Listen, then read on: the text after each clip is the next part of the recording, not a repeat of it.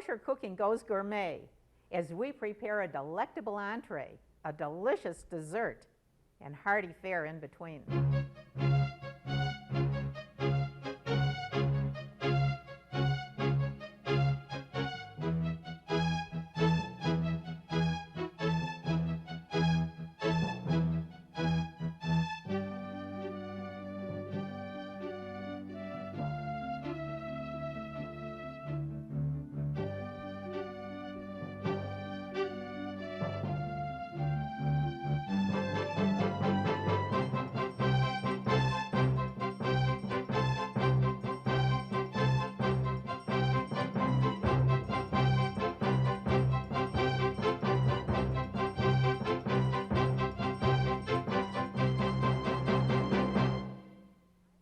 Shalom, and welcome to my kitchen.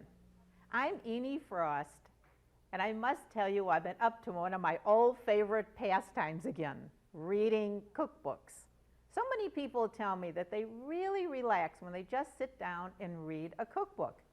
And I found when I was working on some cookbooks on the editorial board that it was very important that when you write a cookbook, it flows, that one recipe flows into the next. That one explanation tells about the next explanation, that you get a feel and understanding of the book. But this one really threw me. This one is called Helen Nash's Kosher Kitchen. And what's interesting about this is that Helen Nash, who grew up in a Jewish home from a biblical family, came from Krakow, Poland, had lived in Asia, then came to New York, studied with some of the finest chefs in our country, with Field, with Millie Chan. Oh, and I saw quite a bit of an Oriental flavor in some of her things. I don't know if my grandmother, Oliver Schola, may she rest in peace, would have known about cooking with rice vinegar and sesame oil, but this is the excitement. This is the new look. This is a lady who wants to take her kosher kitchen and bring in some exciting new ideas.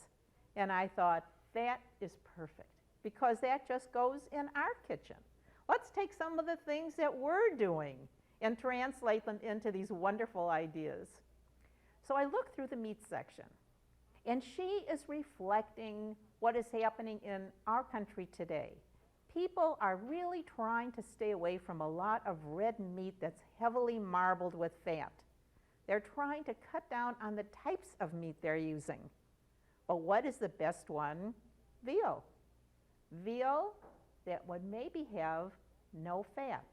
So when she spoke of a roast breast of veal, I went to the butcher and said, well, what about it? He said, Eenie, wait till you see what I'm doing. Exactly what Helen Nash is doing in her kosher kitchen. He said, look at this. Here is a roast breast of veal. Actually, he's calling it a veal brisket. And that actually is what it looks like. He's taken off the fat, he's removed the bone, and he's made it very, very easy to use and to cook with. Now, what did she do? Helen Nash has developed a wonderful recipe for a sauce. And I think that this is really quite sensational. I think you're going to enjoy it. What she does, basically, is what we all do, basically. Before we're going to put something into a sauce or something, we want to take our onions, and here I have one medium onion that's been chopped up, and a clove of garlic. And we're going to just put it in some oil and saute it just for a few minutes until it darkens, until it becomes a little opaque. And then we're going to put it into a heavy pot, because we want to sear this on top of the stove a little bit before we put it in the oven. Although, actually, I found with working with this, it is not completely necessary. You can do it either way, because this meat works so beautifully and is so delicious that you can really just put it in the oven. But we're going to take Helen Nash's idea today, and we're going to put it into a heavy pan right on the stove. So we're going to move our garlic and our onions into the heavy pot. And now, oh, I know you're going to like this. We're going to take a cup of wine. and add that to it. And then we're going to take a 16-ounce can of tomatoes peeled. Be sure you buy peeled tomatoes, cut them up a little bit so that they're more or less chopped. Or if you want to use firm tomatoes that have been peeled and seeded, you can do that. And to give it a little flavor, oh, this is going to knock you out, a teaspoon of tarragon. Now that's what's going to give it that little flavor that you're not expecting. And we have some coarse black pepper that's just been done. And here we're using kosher salt. I notice that she uses this throughout her book. And so many of our gourmet chefs do that. Of course, we use it when it's snowing outside, but let's use it for cooking. A teaspoon. And we're going to mix that through. Then take your meat. He told me that these briskets run somewhere between 2.5 and 3 pounds. So put it in here, sear it down, and then put it in an oven. Put the top on, put it in the oven, a 350 oven, for about an hour and a half. Take it out and turn it over. Turn it over and then let it cook for another half an hour. Let it cool, slice it, and then add to it a tablespoon of tomato paste. This is going to give it that extra little flavor that's really going to firm it up a little bit. And you'll see after this has cooked down, it's going to give it a very nice flavor. Then take it out, cool it down, put it back in the oven for about a half an hour to reheat it. And when you take it out, you'll see it's going to be just like this. And I think you're really going to like it. I hope you have one of my pullers to pull this out with because I don't want you to burn your hands. And you can cook it right in the same dish. This is the part I like about cooking this way. Now look at how nice and white this is. Jack couldn't believe this. He said, my goodness, Eenie, he said, this is so white. It doesn't even look like brisket, and the slicing of it was just wonderful. Be sure you slice this, again, against the grain, or even on a little diagonal. You'll see that it'll slice very, very easily and comes out so nice, and it has a wonderful flavor and a delicious smell, and I think that you should try it for next Shabbat. It's really very special and a very delicious dish. We're going to call it roast breast of veal. For a copy of Enie's recipes, send a self-addressed stamped envelope to Enie's Kitchen in care of WJUF, 1 South Franklin Street, Chicago, Illinois, 60606. That's Enie's Kitchen, WJUF, 1 South Franklin Street, Chicago, Illinois, 60606. Please include the show number with your recipe request. While I was looking through Helen Nash's Kosher Kitchen book for some type of a vegetable, my eyes hit this one about red cabbage. And I really had to stop and laugh. This is so funny. When my mother used to give dinner parties, everything coordinated. I mean everything, from the invitations to the dishes to the food, everything. And her guests knew that. So one night, one of her guests came up to her and said, Mabel, tell me the truth. How did you get that cabbage to just match the color of your tablecloth? She said, because I know you're doing it all in royal blue and red tonight. And here you have red cabbage. Do you use red dye? And Mother said, no. That's the way it works. It comes just like this. And I think that poor lady was a little bit shocked or maybe went to the store the next day. But it really is wonderful to work with. And even when you're having a regular salad, take some red cabbage and grate it in with it. You'll see what a nice feeling it gives to it. A little texture and wonderful color. And it's really delicious. Now when you buy your cabbage, be sure that it's firm. It must be firm. If it has any soft spots, don't take it. And on the outside, there may be some leaves that are a little limp. So take them off, remove them carefully. And you must also be careful that you take out the core, the complete core, because that is going to be too hard and too heavy. And the rest of it, you can very easily put through your food processor. And look at how nice it comes out. But to make this wonderful recipe that Helen Nash had talked about, and I think it has some interesting flavoring to it, first she puts in just a little oil, Let's start it. And we're going to put in an onion. Of course, here I have an onion that's chopped up.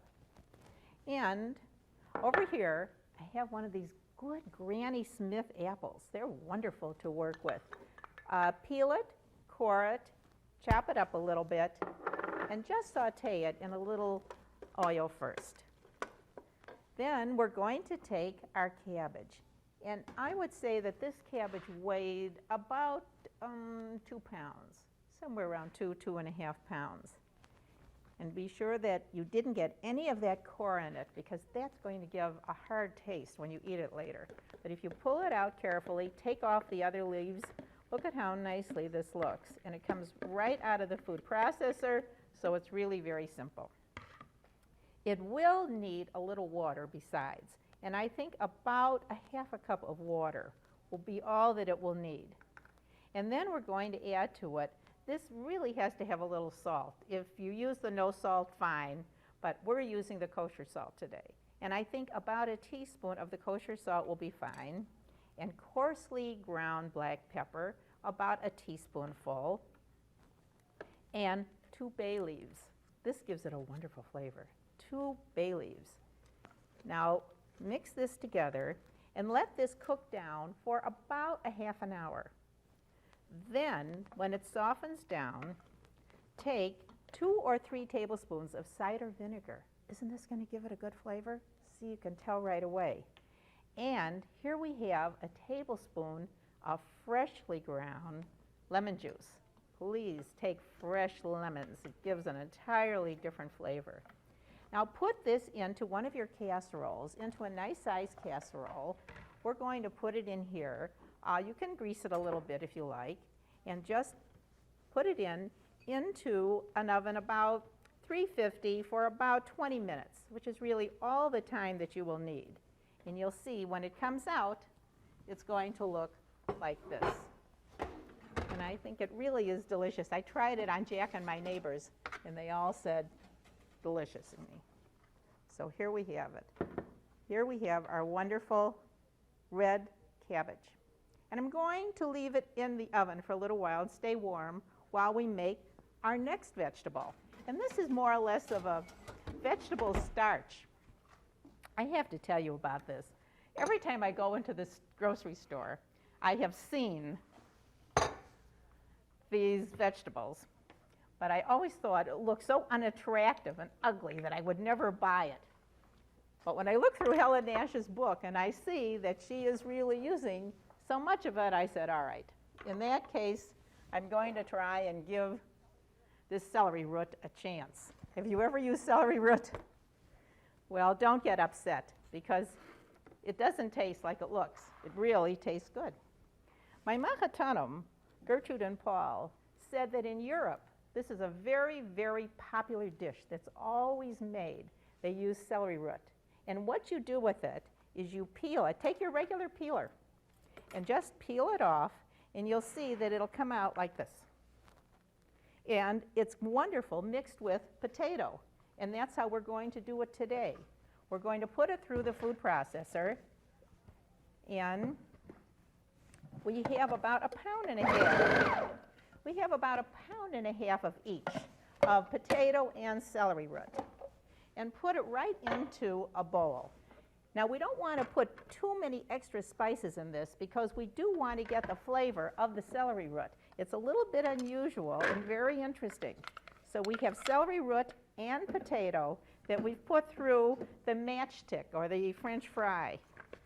See how nice this looks? And to give this some flavor, I'm going to add a teaspoon of kosher salt, a 1/2 teaspoon of coarse pepper, a teaspoon of lemon juice. And we don't want to put anything else in it, because that's going to really take away from it, from the flavoring. We want to get the real flavoring of the celery root matched with the potato. But it does need a little liquid. So here we have 3 tablespoons of parve margarine, because this is a fleishik dinner that we're making, and 2 tablespoons of oil.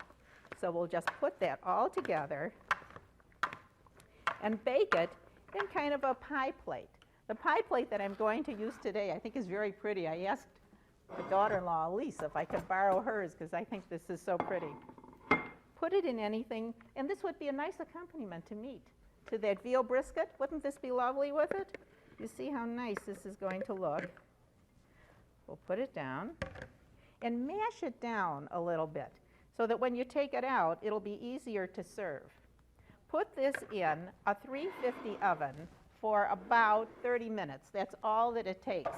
And when it comes out, it really has, it looks just like a pie, and it's easy to serve and goes very nicely with a meat dinner. So here we have our wonderful potato and celery root pie. I made them in different sizes so that you could see what it looked like, but you can actually make it all the same. I put the potato in more of a long, you can see they're longer, because I wanted you to see how the celery root really comes out and gives a very nice feeling. And I think that those who have never tried it will really give this one, well, I'll give this the one-time look and a one-time try. So this is celery root and potato casserole. For a copy of Enie's recipes, send a self-addressed stamped envelope to Enie's Kitchen in care of WJUF, 1 South Franklin Street, Chicago, Illinois, 60606. That's Enie's Kitchen, WJUF, 1 South Franklin Street, Chicago, Illinois, 60606. Please include the show number with your recipe request.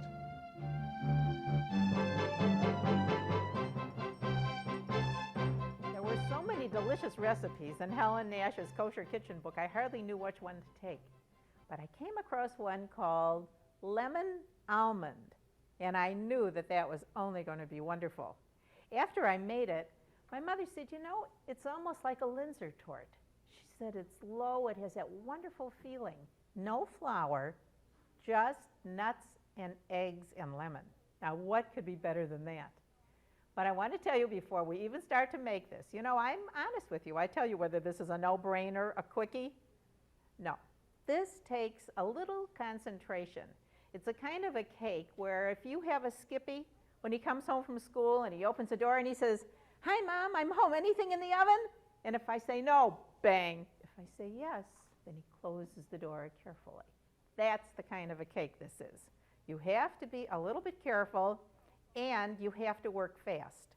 So no telephoning, no running out. You just have to stick with it, and you'll see it's delicious. In fact, I was thinking that this could even be converted into a cake for Pesach. I got to look at it again and see. It could easily be converted because it has no flour. But it does have some other interesting things, and it is made in a spring form. This is a 9-inch spring form, and I'm going to grease it with a little margarine first. This is a par of margarine, unsalted, please. That's always better when you're greasing, to use unsalted. And then we'll add into it, we're going to sprinkle it, dust it with a little flour. Pour a little flour in and just sprinkle it all the way around, and then throw the excess out so that you have your pan all ready to go. Now then, we're going to use almond paste. That is going to even enlarge the feeling of the almond. And the almond paste comes like this. It comes in about 3.5-ounce containers and is fairly soft. But we're going to soften it up in here with about a 1/2 cup of lemon juice. And then we're going to add to that about 3 tablespoons of melted par of margarine. And you'll see now it's really going to soften up as we do that. Now then, we're going to add some lemon rind. And that's something, again, that you have to do at the last minute. You can't have your lemon rind sitting there because it really isn't going to hold. So you have to really set that up kind of at the end. Take your lemon rind and only take the top part. Be very careful you don't go too deeply, because if you do, you're going to get that bitter taste. And you don't want that. You want this just to come off of the top of your lemon. So put your lemon rind in. And now we're going to let this set. Add 1 egg yolk. 1 egg yolk to this mixture. And beat this so that it's holding nicely. Now we're going to work on our eggs. We have 4 eggs that I've already put into a double boiler. I have 4 eggs and 3/4 of a cup of sugar and 1 extra egg yolk. So altogether, we have used 4 eggs and 2 extra egg yolks. 1 has gone into the almond paste mixture and 1 is going into this mixture. And do this very carefully until it should double in volume and be kind of pale yellow. Look at this nice color. When you first start, it'll be very flat and dark yellow. But be sure that it'll come up very quickly and very nice color and a very soft texture. Now when you take this out of here, don't bang. Take it out carefully because you're working with eggs that are very soft, and forget, we're not using any flour in this. It is a little bit hot, so let me take this and pour just a trifle of this in first, just a little bit, and mix it through because you're putting it into this cold almond paste. Now, carefully add the rest of it, and use a very soft spatula because you don't want to beat this to death. You're just really blending it.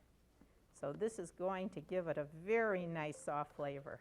Now the only thing that really is going to help firm this up is going to be some cornstarch. And to be sure that we put that in carefully, I have 1/4 of a cup of cornstarch. I'm going to put half of it in through the sieve. See, watch it on here, and then you can see how it's going to come through. Then I'm going to add a 1/2 cup of chopped almonds. Oh, is that going to be wonderful? Now we're going to add the rest of our cornstarch. Put it through your sieve until all of it has disappeared and you don't see any left. Then you'll know that it is in here. So now you have lemon rind, you have the eggs, and you're going to have a wonderful mixture that you're very carefully going to pour into your spring form. Now put this in the oven, in a 350 oven, for about 35 minutes. But watch it. If you see that it's turning very dark, then cover it with a little foil. However, I did not have that problem. I found that mine stayed very, very nice, that the color was really beautiful. When it comes out, allow it to set for a couple of minutes. Then take it and melt about, I have about 3 tablespoons of apricot preserves. Melt this, and when it comes out, again, put it through a strainer and pour it on top of your cake. By that time, you will be able to release the spring form. Pull the sides of it off, put your lovely apricot preserves on the top around it, and sprinkle the rest of the nuts on the top of it. And you'll see how nice that's going to look. So here we have our wonderful cake. It's really going to be a nice ending. We love to have lemon, especially, as an ending to a meat dinner.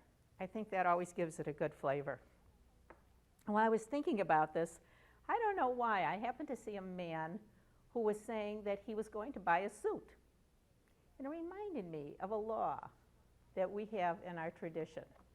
You know, not only do we have the Decalogue, the 10 Commandments, but within the Torah, there are 613 commandments. And one of them has to do with mixtures, mixing things.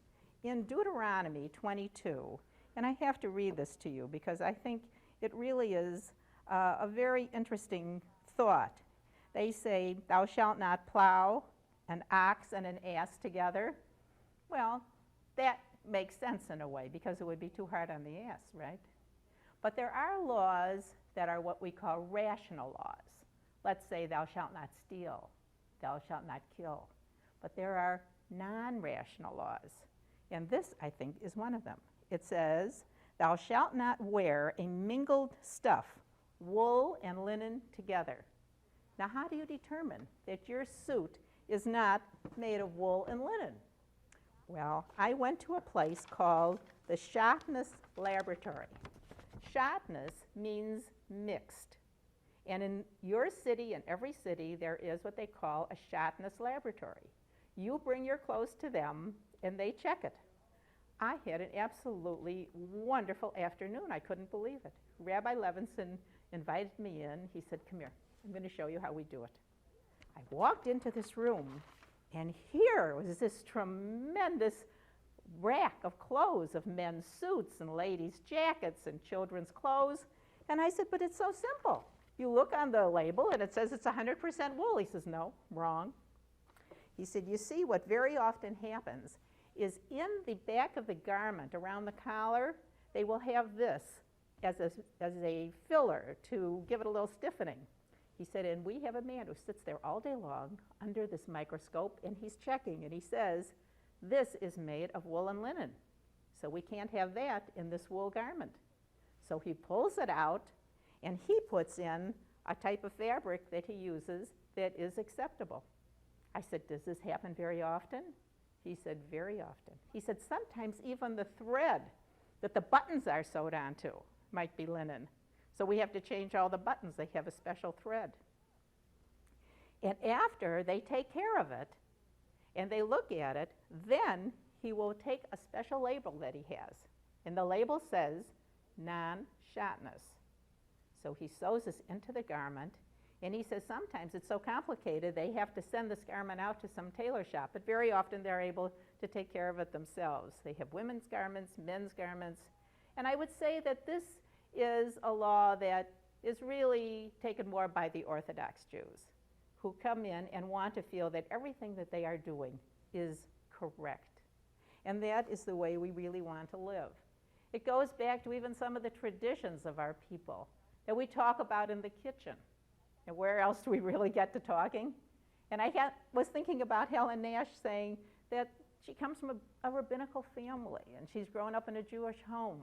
But she wants to add this excitement and this nouveau look to her kitchen and to her cooking. And I'm sure she's telling her family, and we're telling our children, that these are the things that we hold precious and righteous. This is the morality that we feel is correct. We live in the world today. Yes, we're into these interpretations, these understandings. But it really goes back to it. There's a moment of saying, I remember when my grandmother, Sholem, used to make breast of veal. No, it didn't look like this. But this is truly delicious, this roast veal with this wonderful tarragon wine sauce. And here we have a potato celery pie that's a wonderful accompaniment. And for a vegetable, the red cabbage, which I think you are really going to like. And of course, here we have this lemon almond cake that is made no flour, just lemon, almonds, and all of the things that you will enjoy. I hope that you will think of this next time you're in the kitchen. Shalom.